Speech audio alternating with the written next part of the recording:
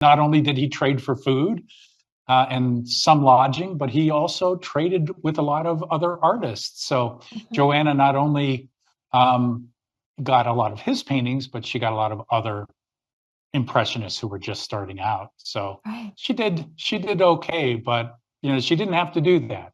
No, But she yeah, didn't. and it's kind of the same way to this day, just because so many artists have gone down the abstract path.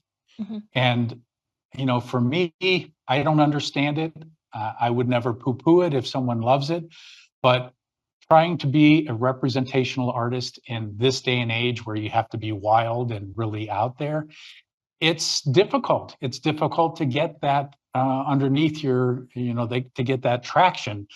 And so one of the other things that I will say, as far as this being a relationship driven career, and that is I've gotten into two of my galleries, my main galleries, actually, yeah, two of my main galleries, because I was in a show, and either the gallery owner came up to me afterwards and said, "We'd love to represent you," or the judge came to me afterwards and said, "Would you like to meet this gallery owner that he was in?"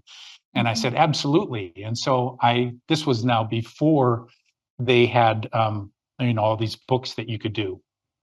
This was a print on demand. And so I did my portfolio as a hardcover book, and I sent it out to the gallery owner, and that's how I got in. Just, you do your very best work, you stand out from the crowd, you're not afraid to, you always got to ask for the sale. That's another big thing with trying to make an impression and make inroads into making a living as an artist.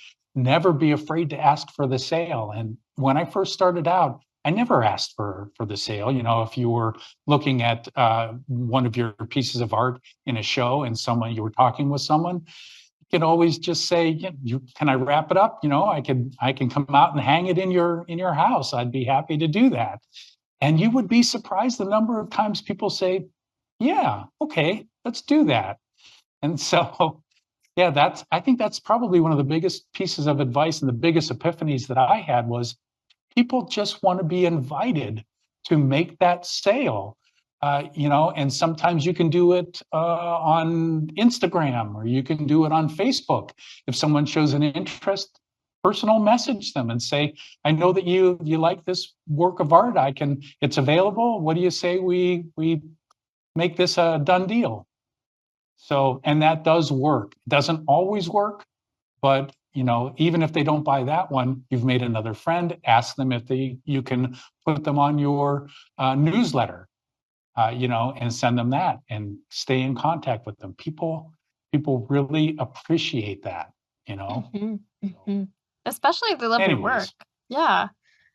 yeah. I mean, if they obviously, if they're looking at someone else's work, don't go up and ask them if you can put them on your newsletter. But if you've talking to them a little bit, yeah, people generally will say, yeah, okay. And the ones that say no, well, you want good people that are on your newsletter anyways, as far Hmm. as you want people who are interested. Not just one of the things that we used to do when we had the open studio here is we would have a giveaway of a print if you signed up for the newsletter. But what we found is that people were just signing up to get the print, not Hmm. necessarily who are interested in seeing your work or collecting your work. So we've stopped doing that in favor of asking people, once we've talked to them, if they'd be interested in getting on the newsletter.